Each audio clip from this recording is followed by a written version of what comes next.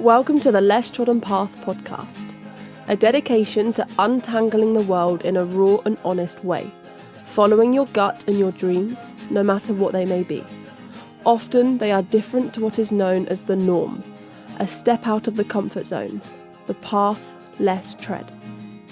We are here to help inspire you to take your own path by sharing both our own journey and the stories of others too, making it clear along the way that anyone can do it, whatever it may be. With all the ups and downs, the good, the bad, the pretty, the ugly included. Dreams take time, but if you put your all into it, time doesn't mean anything. This week we speak to our good friend and fellow yogi Miguel, a Californian native who took a less trodden path that led him to starting a new life in England. He shares some incredibly inspiring words and stories, including one of his most memorable moments when lost up England's tallest mountain. Fight or flight. We hope you enjoy this episode as much as we did talking with him and are as inspired by him as we are every single day. Here is Miguel's very own less trodden path. No spending my savings 'cause I don't have any. There's too many places to go. I'll be spending all my time living out my bucket list. Hey, hang on. Now I can't get the speaker on. This is absolutely shocking. Technical problems. Alrighty. How's that? Yeah, you sound good. Yeah? Crystal clear. Yeah. Cool. Awesome. Well, how was your Christmas, by the way? It was great. Everything, all things considered, I was able to hang out with people who, I have in my bubble, and it was a small group, just 5 of us, and we had Christmas Eve here at my place, and then had Christmas Day over at their place, and it was lovely. We gave each other some great gifts, had some amazing food. When they were here at my place, I cooked them all of the Mexican dishes that I'm used to having at my house, back home in the States. So it really did feel like home the entire, 2 days that we spent together. That's awesome. That sounds so cool. That's really cool. What's a traditional Mexican dish on Christmas? So one of the major traditional dishes is tamales, which is basically just, every nationality, every, ethnicity has this version of a dish, right? Where we have the corn flour on the outside, almost like a pasty, right? Mm-hmm. And it's a long shape, and on the inside the filling is either pork or chicken or vegetables or whatever's native to where you grew up. Yeah. And mine are pork that's been, kind of sauced with some chili sauce, and then we wrap them in this pasty corn flour dough, and then we wrap that in old dried corn husks. Oh yeah, is it a tamale? That's tamale. Exactly. Yeah, I've had one. I know what they are. That's cool. That's really funny. That, to me, that takes me back to being a child. Wow, that's so cool. Nice. That's awesome. Yeah. That's a cool way to spend Christmas Eve. Mexican Christmas. Mexican for the win. That's definitely Absolutely. different to what we know, but we're fully in with the different, Yeah, we are definitely in with the different You guys traditions. will be after, however long you guys are out there going from country to country. I know. I know. Well, we already this Christmas. we were in Spain for Christmas, but we had stir fry as Christmas dinner, which was pretty interesting. Yeah, Whatever completely. works, man. Whatever works. I know, but we're definitely in for a Mexican Christmas one year. Yeah, we'll get some Absolutely. We'll definitely tamales do on the that day. next time we're together. If we do Christmas together, we don't even have to do Christmas. I will cook you guys a traditional Mexican meal. Yes, Looking forward to it. it's here live on the podcast. Can't get away from it now. Oh man, sounds good. How many mince pies did you have? Oh man, from probably 5 or 6 different places, I've probably eaten about 20 or 30 mince pies. That's Yeah. amazing. Nice. You're making up for our games. We haven't had one. That sounds amazing. Sad. I still I don't remember. know what it is. Oh, they're love so them. good, eh? I still remember last year when after that deathly yoga class that you gave me, where we bumped into you in Tesco after, and at this point I was less, hate's a strong word, but I was close to hating you after that yoga class, and we saw you in Tesco with your 2 packs of mince pies, and for some reason we've just never kind of, it's like, Miguel, how many mince pies have you had? Because it was like, I don't know, it was just funny just bumping into you after that yoga class and seeing you eating pie. Seeing you, yeah, I think it was New now Year's. we associate you with mince pies for some reason. reason. Miguel loves mince Christmas. pies, so we always know that we'll get some when we see Miguel. That's funny. That's good, eh? Yeah, refilling my energy levels. Yeah, I mean, you weren't the only one that needed that. Yeah, we needed that. We needed some mince pies at that point, man. But yeah, I mean, whilst we're on the yoga chat, obviously, you and Ben kind of met before.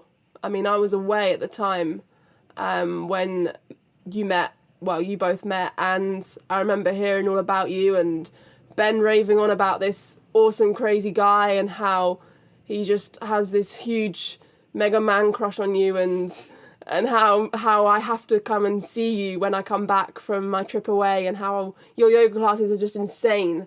And then after all this time, I met you, and I was like, oh, okay, I see this. This guy. Who is this guy? He's pretty cool. Gives pretty rough yoga classes, but they're pretty cool at the same time. Rough in a good way. And you were obviously kind of Ben's first yoga instructor, and then you're the one who kick-started Ben's very own project in lockdown with his gigs. So it only makes sense that you're here for the first episode of this podcast. Yeah. Really. We were kind of like... You're like the start of it. If anyone's going to kick-start it off, it's got to be the one and only Miguel. Yeah. How do you feel? I appreciate that. No, it is an absolute honor to be on your first episode of your podcast, and congratulations to the two of you for taking the leap to start your own podcast. I mean, this is exciting stuff to embark on this. So, I mean, any new project is exciting. It's daunting. I had no idea what Ben was going to be on to, music wise. After we had that one little show, which I thought was just an amazing opportunity for him to be able to bring music to people who have been locked away in their homes for who knows how long. So I was just really appreciative that you said yes to that you wanted to actually play music for us and go at it. And, I don't know. It's been a great ride. Even teaching yoga has been a great ride. Yeah. I've really, really, truly enjoyed just throwing all of myself into it every time I'm in that room for just 60 minutes, 45 minutes, whatever it is, just throwing myself at it. Yeah. No, I mean... Yeah, good stuff. Just keep at it. It seems to work just fine, man. So, it kind of leads us to our first... So we actually wrote out some questions for this podcast. We got all official, did some planning. Laura's been at it. So our first question, I guess it kind of segues from what you're just saying, is how did you get here? How did you get to where you are now? Being the crazy yoga teacher who's known for his tough classes, but... Tough but awesome, by the way, in case I didn't kind of, say that loud enough. I recommend Miguel's classes so much. And that's genuine. That's not me being me, being funny, I'm serious. But yeah, so, how did you get here, Miguel? Tell your story. Go on. It is quite a story. I was married for a very long time, for about 16 years, and divorced, and it rocked my world. It really did in many ways. And I spent probably about a good year and a half, maybe 2 years actually, just working on myself. I realized coming out of that marriage that I took responsibility for my parts of it, and I needed to assess the damage that I caused and assess the damage to myself. And so, yeah, I spent years, a couple years just going on workshops and retreats and, studying yoga and using yoga to help me get through all this, and reading books and, talking to mentors and therapists and just so much stuff. And eventually I came to this realization that I needed the next step. I went through this process of, just tearing myself down and rebuilding and redefining and building an awareness. Now I needed to figure out what that looked like on a day-to-day basis. And I was already doing it to a certain extent back home in the States, but it was with the existing environment that I had around me. And so I took a job here in England, knowing full well that I wasn't going to know anybody, and the job was going to have far less stress than what I was having back home in the States, and it was going to break up my routine.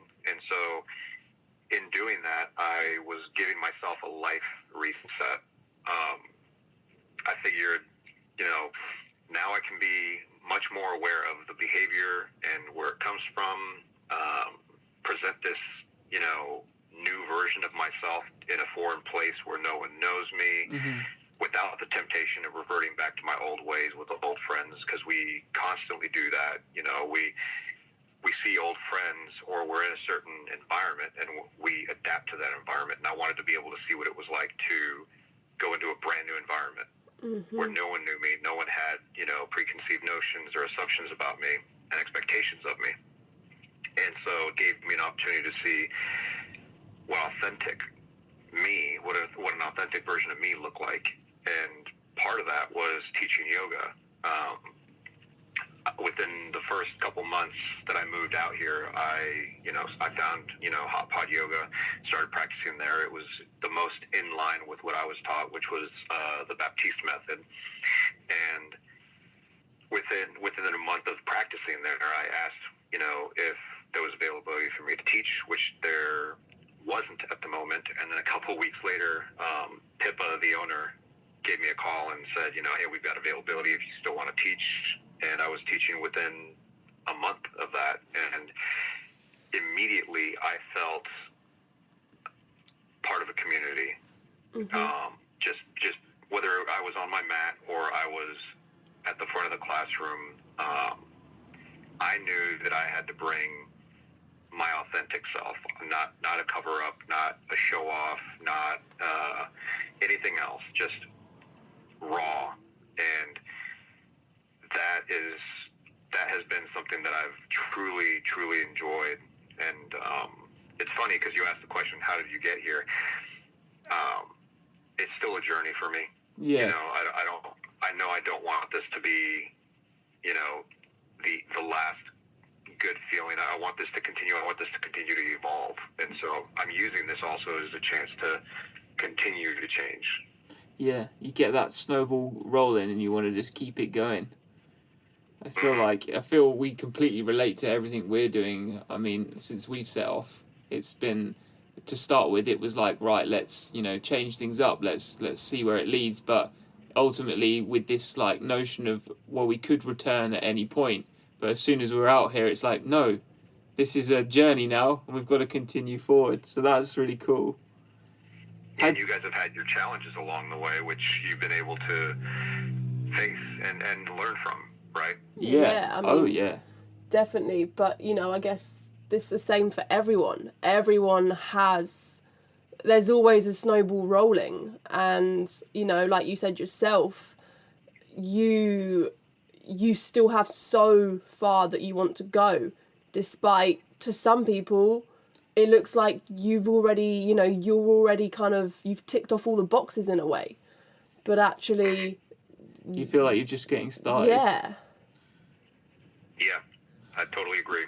So cool. It does feel like that. But, I mean, yeah, that's... Had you practiced yoga before any of this, opened up? When was your first experience with that? My first real experience with yoga was right after my ex and I separated. Okay. And I had injured myself, and figured to continue to get a little bit more exercise, I was going to get into some yoga, some online classes that, just some online YouTube videos. And I found a few that were interesting, but they didn't really grab my attention. The one that really, really hooked me was Yoga with Adriene. And her ability to teach just so comfortably and welcoming. She was just beautifully authentic. She was truly herself. She didn't make it too professional or, too sexy as some people make it. She was just passing along the information that she was taught and that she enjoys. You could see it in the way she teaches. And I loved it. I absolutely loved practicing with those videos. I was just all about them. And it was because of that practice and a few other things, I started studying the mindfulness aspect and the spirituality of yoga and the history, that I ended up just diving wholeheartedly into it. Wow. Yeah, she's really good at, like, I feel like a lot of people experience her videos as the first sort of yoga they do, and they're very accessible, which is really cool. Like, the whole world of YouTube means that you can just type in yoga practice and then you start to get an idea of what it is. It's like, it's cool. I think it's really cool. Yeah, accessible is the right word, and accessible could mean different things to different people. She's accessible because she made it approachable. She explains it so well, and is just like, it's almost like within the first 30 seconds of being in that video, you feel like you're practicing with a close friend who all they want is for you to just enjoy yourself. Yeah. It's amazing how it can kind of bring so much and so many together as well, from all different backgrounds, stories, situations, everything. How one person like that can change not just one but so many people's worlds and like lives just upside down, but for the better almost. And I guess that's kind of what yoga is as well. Yoga as a whole kind of does that, as obviously all three of us know. But it's amazing that you clearly found it at the right time and allowed yourself to let it in and to help you to where you are now. Do you think that without the yoga you would be where you are now? You would have managed to kind of get yourself out of what you were in to who you are and where you are and what you are now? No, I would be a fraction of the way had I not pursued yoga. I remember watching a documentary on, I think it was Amazon Prime, about yoga, and it was really a documentary about this photographer who was studying yoga, and the things that I got out of that. I mean, I remember watching that documentary and taking notes and having pages and pages of notes. I mean, just keywords like, the guru, which is the guru is who, in the darkness helps you find light, and you are your own guru. And learning to accept and understand and then accept that you can become a teacher, but you also have to remain a student, and you also have to do those things for yourself. You have to teach yourself. You have to learn new things and learn things about yourself. And there was just so much that I got out of that documentary, and then when I went through yoga teacher training, I mean, that cracked me wide open just as much as all the other retreats that I had gone on that were not yoga related. So, yeah, I would only be a fraction of the way where I am now. Yeah, that's very interesting. So obviously, assuming that you would kind of, you know, if anyone asked, you would tell them, you know, if they kind of needed, if they were looking for something almost, or if they were lost in themselves, you would send them to yoga. You would have to have, you would have to do three things, I think. You would have to have an open mind. You would have to release expectations and judgments. And you would have to be willing to just let go, period. Not just of expectations and judgments, but just let go and be in it. The reason I believe I made so much progress from where I once was a few years ago is because I was willing. I was badly bruised and severely damaged from not just the trauma of going through a divorce, but also the belief systems that I was, you know, living by for decades of my life that should have been, you know, attacked and eventually removed, and contributed to my divorce, unfortunately. So I was ready. I was completely ready because of how high a mantle I placed my wife at the time and my marriage. When it crumbled, I had nothing in my eyes, and I was willing to do anything. I was willing to see and test anything, and that's what really helped, was the fact that I was open and willing to accept the teachings of whatever was around me. That's amazing. That's so cool. Yeah, It's so, I don't know. it's just fascinating That is how, authentic. I think it's definitely something that a lot of people struggle to do. They struggle to let go, and you know, obviously, like you said, you were kind of, you had no choice, but that's, you know, that's a good thing almost. Like, you allowed yourself to just dive in and let go and ride the wave and just flow with it. Absolutely. But obviously, so, you know, that kind of happened, and you're now kind of where you are, and through, you know, you've obviously had yoga helping you along the way. But like, what have been like your most testing moments between kind of then and now? Assuming that, you know, yoga isn't, you don't start yoga and it fixes everything.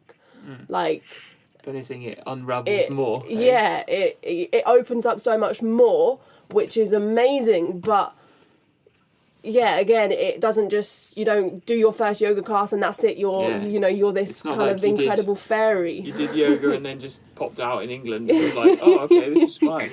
So, like, between then and now, and even maybe in the future, what have been your most testing moments, if any? Unless you are some kind of magician, some wizard. Yeah, exactly. No, the one thing I learned, gosh, this goes back to when I was in the military. So I served 4 years in the Marine Corps, the United States Marine Corps, back when I was in my early 20s. And one of the things I learned there was that you'll be given the tools to do something, and we'll teach you better awareness, so that while on the battlefield you have a clearer picture of the battlefield, and the rest is up to you. And I learned that through all the work that I did, all the retreats I went to through yoga. You know, when I went to these retreats, it was like taking the red pill in the Matrix. All of a sudden I was opened up and aware to all of my behavior, all of my belief systems, all these things that were strings, you know, like I was a marionette. And now that I was aware that they existed, I was given the choice, right? I was given the choice to cut those strings off and live my own life as I wish and make my own choices. And that's really where it's all at, you know? I mean, you're going to have many testing moments. I mean, I can think of a million. I created testing moments that was the other thing. When I moved out here, I came out here with no furniture. I came out here with a bed and a picnic table, and that was rough. That was a rough life to live. But I adapted to it, and I learned a sense of a lack of material things. You know, I was able to really just minimize. I learned minimalism essentially through doing that, and how little stuff really mattered. You know, teaching yoga was in itself a testing moment. It taught me to create space for others, to not take anything personally if someone either didn't look like they enjoyed the class, right? They have a look on their face. I remember seeing, you know, your face, Laura, after class, and I thought, I don't know if she hated class or if she's like upset about something else, but, you know, something's going on. And part of me was taking it personally, and I've learned to not take those things personally, right? That's someone else's emotions and feelings. You are not responsible for that. During the pandemic, you know, I took a roommate, Jenny, and that taught me again to not just create space for someone else, but to also claim my own space when I needed it, and to do it in an appropriate way, right? Like, you know, respectfully, I need this for me. Yeah. And creating boundaries. So, I mean, there's just been, I mean, I injured myself, right? I injured my pec. I tore my pec, and I elected for surgery, and I historically, going back throughout my lifetime, have not done well with injuries. Like, I freak out. It's like this whole product image thing that I damaged myself, and I'm no longer good for anyone. It was a really damaging, again, belief system. And when I injured myself, the most damaging injury I've ever had in my life, and it took me out of the game from teaching yoga and practicing yoga. It actually took me back a few paces, because I was already moving down the path of like learning handstand, doing all these cool tricks and poses, and this took me back. It was almost like that feeling of being a little kid, where you were almost at the front of the line, about to buy, I don't know, some ice cream that you wanted from the ice cream man, or a lolly, and being pulled out of line because you didn't have the right money, or you didn't have the right amount, or they ran out, or someone just pulled you out and said you were in trouble, and then sent you to the back of the line. That's like the feeling that I had. It was complete and utter loss, and that whole experience was great for me, just to learn how to appropriately ask for help and to take it easy on myself. So again, those are just a few examples of how I had the tools taught to me, and I was aware of the feelings that I was having, and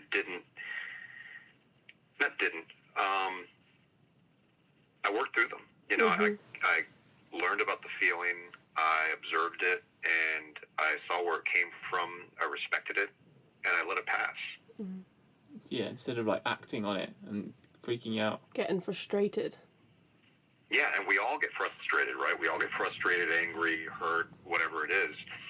It's important to feel those feelings. It really is. And to acknowledge them, respect them, and where they come from, to not place blame, but to acknowledge that, where it comes from, and learn from it. So, like, for example, with your pec, you know, you said how you were doing all these handstands, and, you know, I remember you sharing it with us, and you were really kind of working so hard with it, and then obviously this thing happened, this injury happened, and you had to take a step back, and assuming that, you know, when you started again, you obviously weren't as strong, and that. What is it like now? You know, obviously I can't remember how long ago it was now that it happened, and how long you were in kind of recovery for, but from when it first happened to now, you know, how, as an example, like, where are you at now compared to where you were before? So the injury was in July. The surgery was in August, and I have healed. I mean, pretty fast, in my opinion. According to the surgeon, right on schedule, and I would say flexibility wise, I'm probably about 95 to 99% of back to where I used to be, and strength wise, I would say about 90%.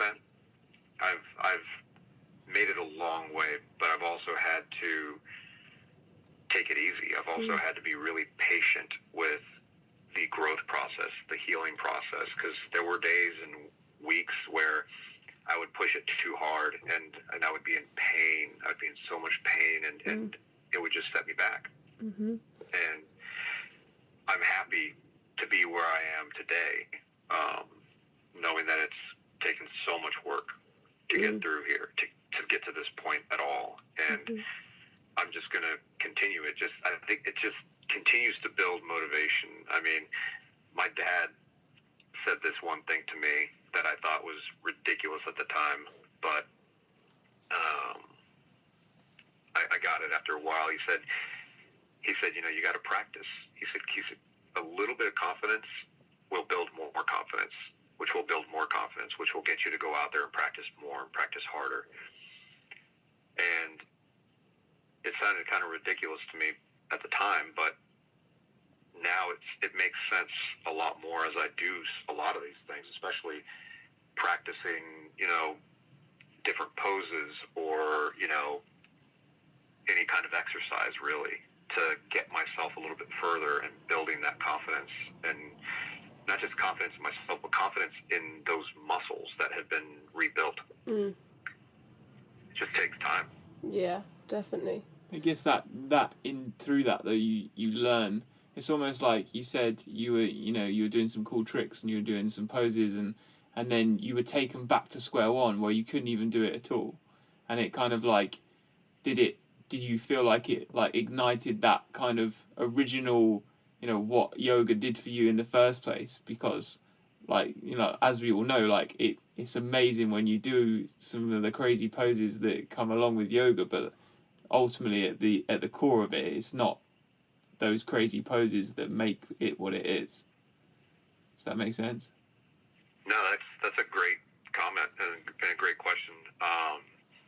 Yeah, that was exactly it. It's not about the poses. It's about incremental steps and just feeling proud of yourself, feeling a little bit of fruit of your labor, and every little bit there was something, right? When I realized that I could finally just hold a plank position, hold a push-up position for a couple of seconds, to when I did my first push-up, and when I first got back into crow pose.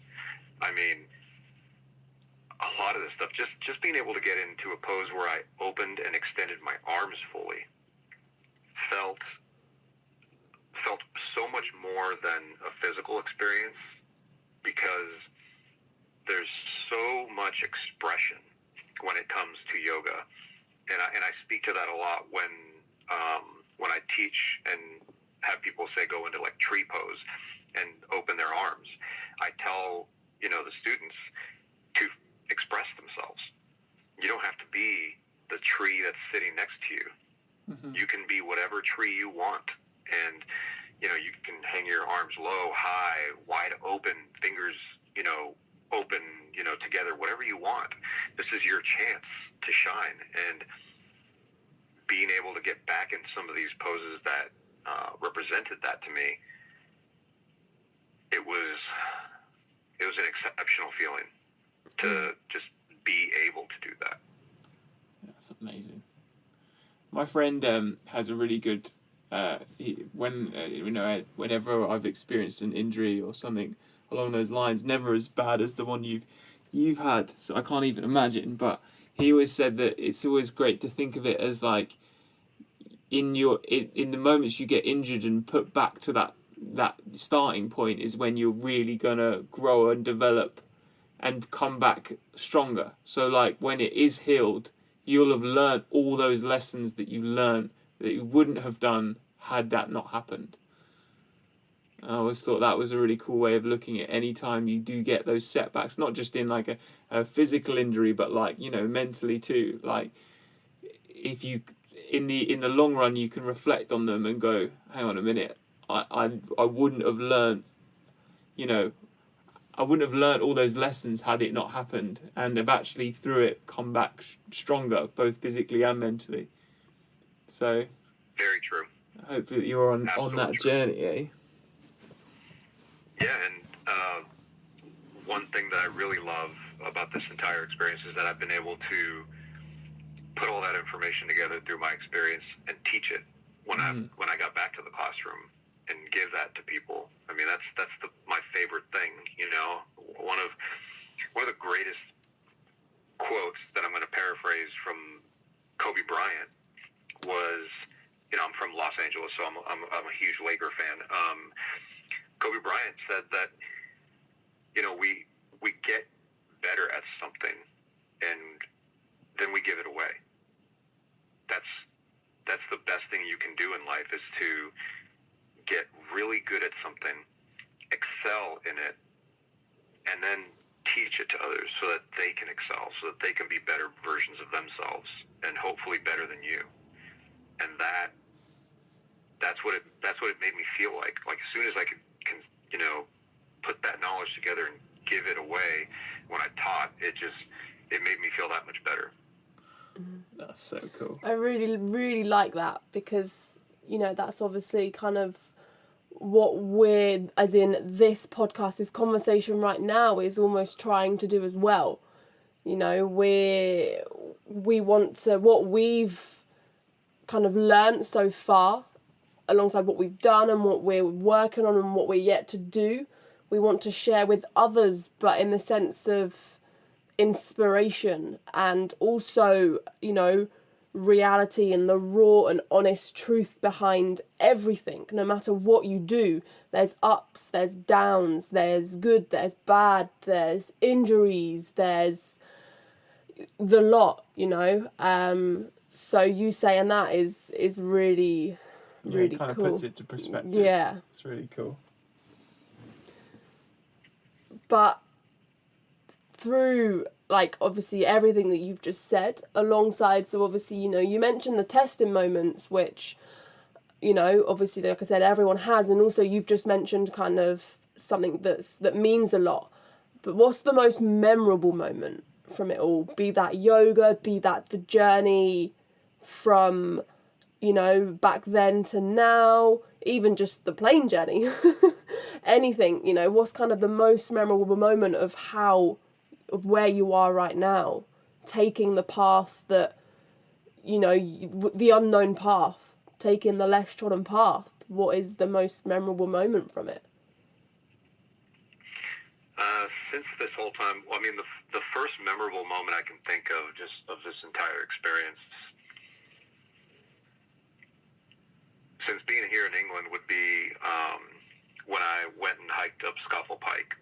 You know, I took my friend's dog with me to the lakes for a couple nights, and we got to the top of Scuffle Pike, which I did not prepare for this at all. I thought it was going to be, you know, an easy there and back. My confidence level was just way too high. And we got up there, and in some places the snow was over a foot deep. The fog was so low I couldn't see anything, and we got lost on the way down. And you know, I freaked out for a good 10-15 minutes. I mean, really freaked out, and actually thought that I was going to be stuck up there and could potentially never come back. And so I composed myself. Again, you know, I learned these tools from way back when I was doing those retreats, and I applied them. I started breathing. You know, I went through some breathing techniques to calm myself down, to focus, and made my decision to just get off the mountain by any means necessary. So I found an area where the snow was melting and followed it all the way down. Eventually ended up walking / climbing down the other side of the mountain unknowingly. I just figured get off the mountain. I wasn't going to find my way back the way I came. Just take the less trodden path, as you may. We walked for a couple hours through a river valley I'd never seen before until we found human beings, probably, like 2 hours later, and finally made it back to our inn via 2 buses and a cab. Wow. Which, note to self, next time this happens, just pay the money for a cab all the way through instead of taking 2 buses and a cab out. And also, note to self, if I ever go on a walk like that again, take a map and a compass. But yeah, like,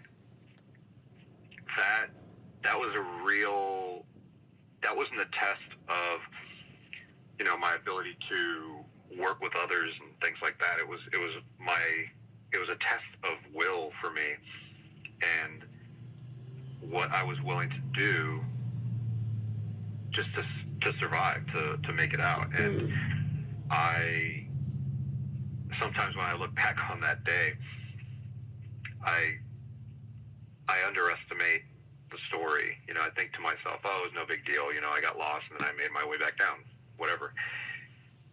But I was genuinely lost. And when you get lost, one of the things that really takes over is fear. And fear will then cause you to do some pretty silly and selfish things that will eventually lead to your demise.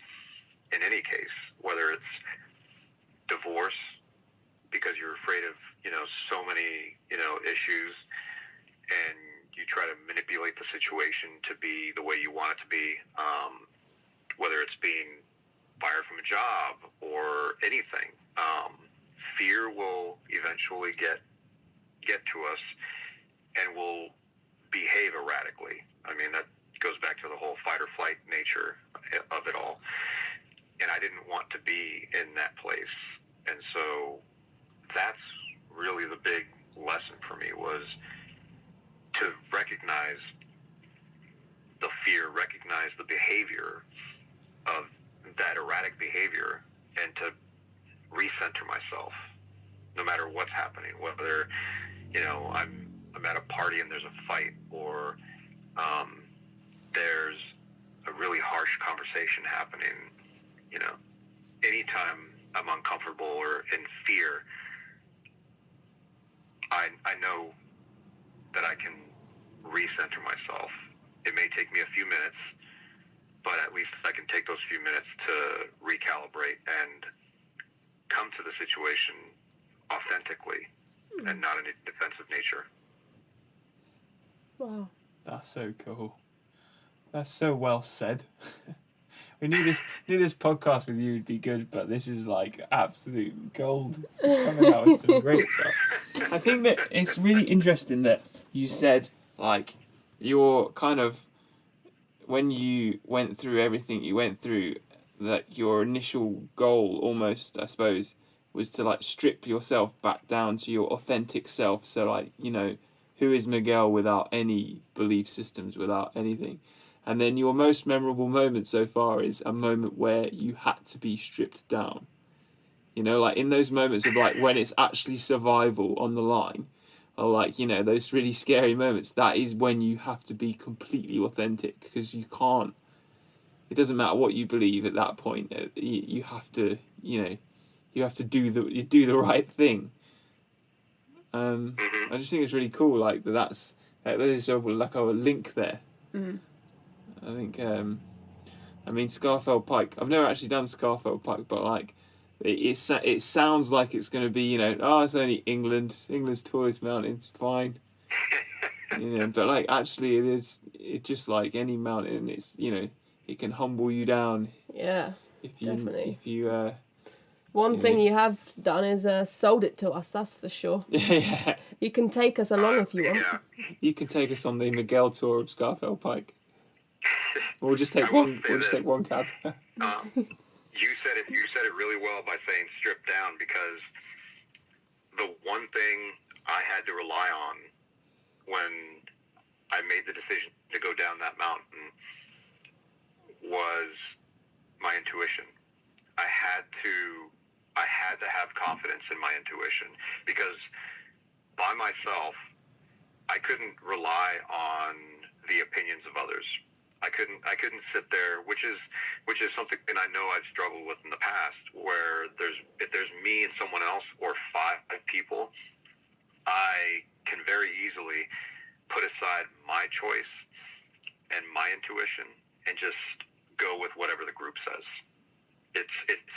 It comes off as safer, right? Because then if it goes wrong, at least it wasn't my idea, and my idea probably would have went wrong, and your head just spins and spins and spins. And so when I was up there was none of that. I didn't have the option to defer to someone else. I had to truly and genuinely trust my intuition, which was equally as scary, because my intuition could be wrong and we could be lost, or my intuition could be right and we could make our way out. But there were so many times, I mean, from the moment I last saw someone atop Scoffle Pike to when we finally saw people down below, it was 3 hours.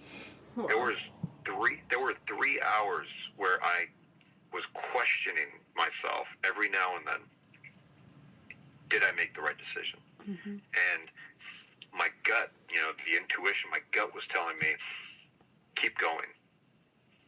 This has got to be right, because you've already laid out why you've made this decision. I had already done that in my head. Commit to it. Don't fall back.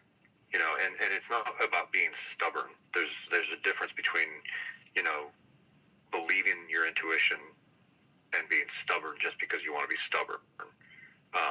When you're stubborn, there's a part of you that knows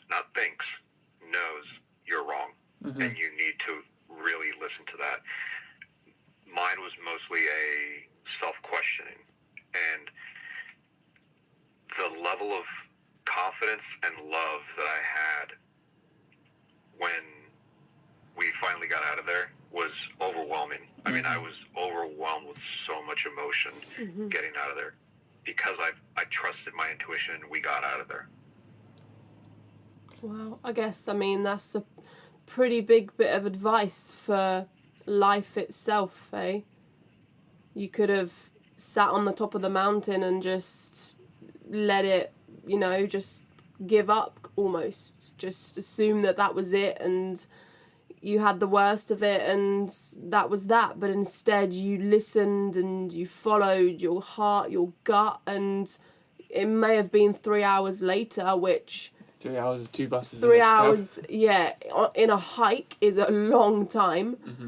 It may have been that much time, but it was clearly worth it. And I think that's just incredible that you just... It is really, like you just said, like a good metaphor for life. Like, in those times where you're constantly doubting yourself or thinking, am I doing the right thing? And you're just relying on that gut instinct.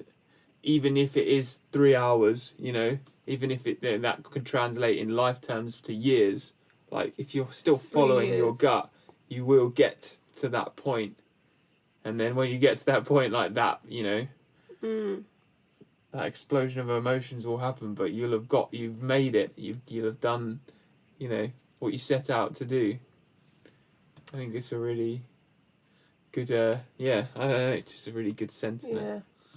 But going kind of off of that, like, obviously, you've been given advice for the whole 47 minutes so far, which is amazing. But maybe, like, in 3 words, what advice would you give to someone who's, looking at climbing that mountain, both in life or for real? And for real, what's your advice in 3 words? Putting, I guess, this podcast into 3 words, perhaps. Prepare and play. Nice. Amazing. And what I mean by that is, use the parental side of your mind to get everything ready for action. You know, look at your priorities for your chosen path, assess your resources that you have available to you, the processes that you'll use to stick to your priorities. You know, Clayton Christensen talks about this. And then, you know, make some assumptions and how they need to prove true to be successful, and, you know, try to foresee potential pitfalls and envision the mitigations that you'll apply. That's preparation. After that, like I said earlier, let that parental side of your mind sit back and relax and get into flow. Immerse yourself completely, enjoy the experience, get out of your head, be yourself. Prepare and play. I like it. Nice. That's cool. That's cool. That's really good to, something that we've, like, you know, we never kind of heard that said that way, kind of thing. Prepare and play. Prepare and play. So we like that. They're our favourite 3 words so far. Best 3 words of the podcast. But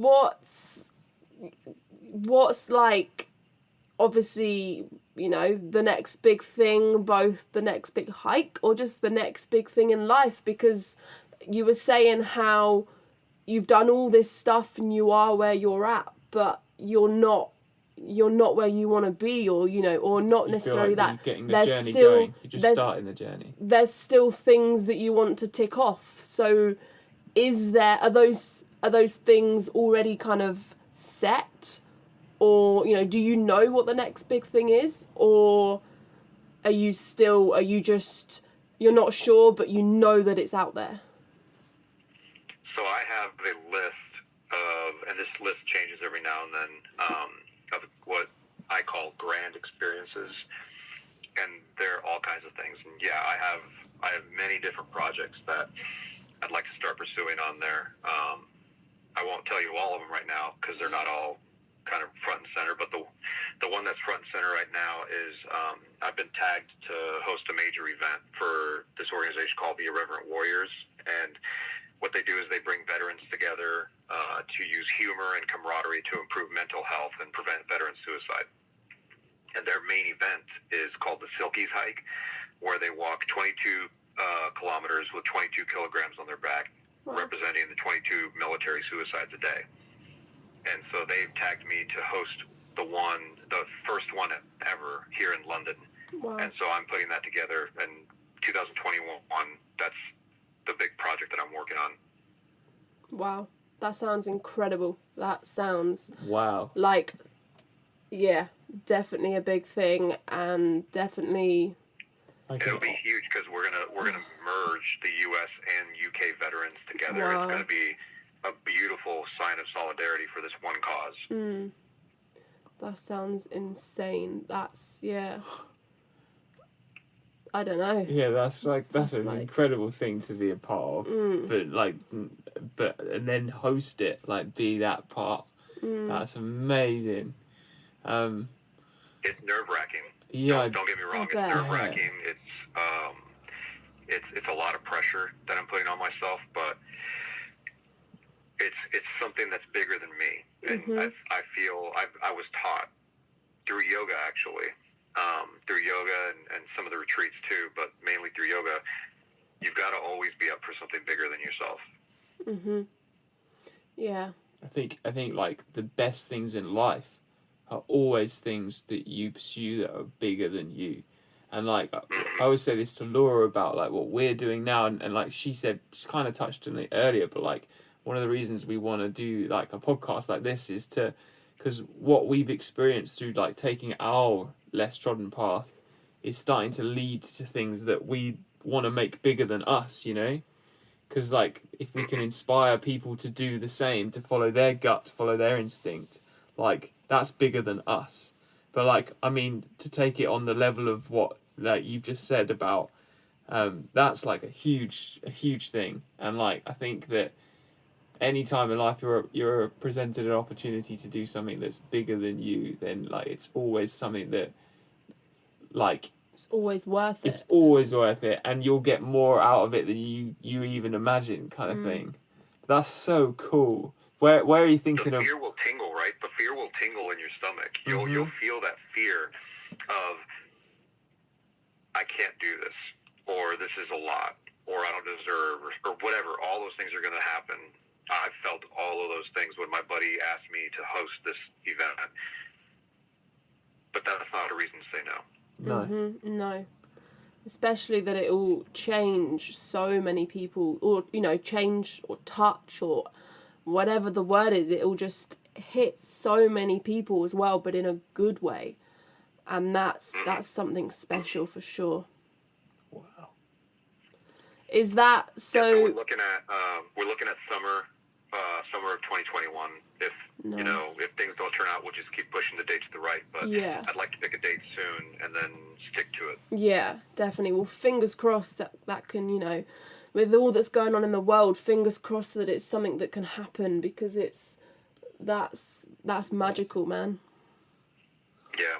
That really is. So this list of yours, what did you call it? Grand experiences. Grand experiences. Is that, would you call that your bucket list as well, or do you have a separate bucket list? It is kind of a bucket list. When I think of bucket list, I think of, because I moved out here, you know, I think of places I want to go visit. Okay. Grand experiences are projects, almost. Okay, that's cool. I like that. I really like that. Yeah, so, I like that. I like the looking at your separation. bucket list then, this is, we're coming up to the hour mark. So, 2 quick questions to finish off this incredible podcast that could continue for Hours, yeah. Hours. Could just sit here and talk to you hours. When we climb, when we hike the mountain with you. What's it called again? Scarfell Pike. Scarfell Pike, that's the one. Scarfell When Pike. we hike that and get lost, we'll be sure to podcast it the whole time so that we can the fit everything else 3 in hours as well. on the way down. But something you're yet to tick off your bucket list then, as opposed to your grand experiences, or a place to visit, perhaps. Aside from singing a duet with Ben, I think that should be on my list. That's at the top of his already, so that would definitely happen. I think a duet with Ben is definitely on my list. Travel wise, my top 2 are Petra, because I saw it in Indiana Jones and the Last Crusade and it blew my mind, and New Zealand, because Nice. My dear friend who passed away a year and a half, actually he passed away a month before I moved out to England, and he's from New Zealand, and Wow. so big love to him and his entire community that he introduced me to. I'd love to go visit New Zealand. That sounds incredible. Yeah, New Zealand. New Zealand's on high on our list too. That sounds really, really awesome. But Can I do one more last question, Miguel? I just don't know why, but when you moved out, was England like a destination that you saw yourself in? Like, had that been something that you wanted to go, a place you wanted to go to, or did it just happen like that? It just happened like that, man. I never really considered living abroad, and the opportunity came to me at the perfect time. You know, it was just, hey, there's this job that's overseas. It's in England. What do you think? You know, I think it'd be good for you right now. And I hesitated for a little bit, but then I jumped on it.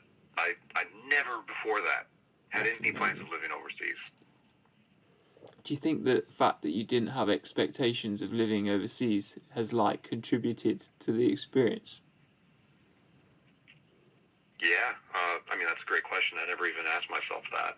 Yeah, I think it absolutely did, because I'm prone to putting down expectations and judgments, and so the fact that it wasn't even in my head left me wide open. Yeah, that's cool. that's definitely the way to go. No expectations. The craziest thing is I mean, I've been in your pad where you live now, and you live in like the dream. If you were gonna live in England, and like if you weren't from England, and someone said, "Do you want to live in England?" Where you live is like pretty spot. damn good. Yeah, so it's pretty cool. So I guess that contributed to it as well. But that's really cool. But well, I mean, you've given us a few, but whether it's your very own or not, I don't know. So, final question for you, Miguel. What mantra do you go by? Be patient, be gentle. I created that for myself back when I was doing my retreats, because I can be exceptionally impatient. I want everything to happen right now, especially for myself and when I'm in charge of it, like my injury and my recovery. And I can be especially hard on myself. For example, going back to the blame I put on myself for my divorce, like ridiculously hard on myself about it. And so practicing patience and being gentle is important to remember. And if I can do that for myself, I can do it for others from a genuine place. Nice. That's amazing. Laura lit up as you said that. Yeah. That's something that she's literally been talking about it today. That's amazing. That's like, I think, a mantra that I will definitely be taking on board a lot more, and hopefully many others too. But Miguel, you are an absolute genius, magician. Ben says Don. But thank you so much for coming on to our very first episode of this podcast, and for just being you and being involved in our life. We love it, dude. We appreciate it. We love you, and the solo with Ben is on. The duet, we'll get that organised. 100%. And whenever you're ready, your room is ready. You have a room and an ensuite ready for you whenever you're ready. I've truly enjoyed this. Thank you so much for having me on for this. I love you both. I'm so proud of both of you for everything that you're doing, not just the travel and taking the less trodden paths, every little bit of it. I'm so proud and so happy for both of you guys. And I wish you both continued success and just love and peace and happiness for the rest of your travels. Thanks, Miguel. Thank you, man. You too. Well, you too for sure, and hopefully we'll see you soon. Absolutely. Have a very, very happy, wonderful new year, and big cheers to 2021. We'll be definitely, by your side the whole way as well, and looking forward to hearing what the next big thing alongside all the other big things are. Yeah. Have a happy new year, guys. Love you. Bye. Love you too. Bye. You have been listening to the Less Trodden Path podcast with Laura and Benedict. Make sure you subscribe to us on whichever platform it is you're using. If you would like to feature on the Less Trodden Path podcast, then head over to our website, thelesstroddenpath.com. Thank you for listening. The Less Trodden Path podcast is sponsored by imakesounds.com, music for content creators. If you're looking for royalty-free music to feature on your own podcast, blogs, YouTube videos and more, then head over to imakesounds.com.